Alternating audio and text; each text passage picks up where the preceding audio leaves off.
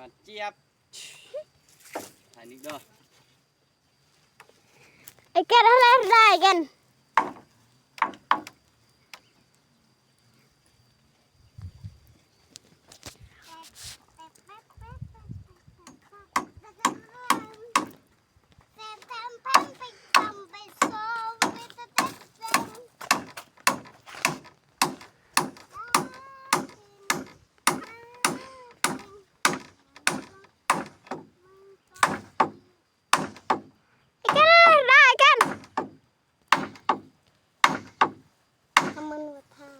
อะไรกันอยู่หวานเจี๊ยบ อาปั้นปะ เอ้ย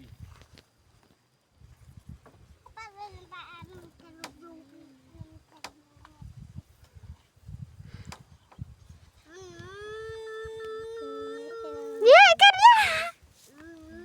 คิดยา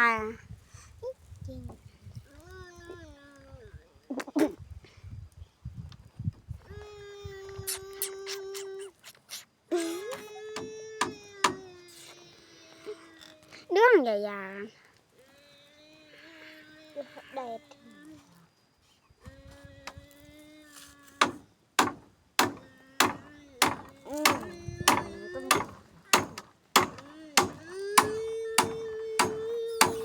ยาเราก็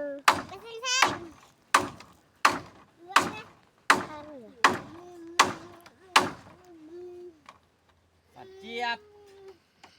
โอเค เจ้า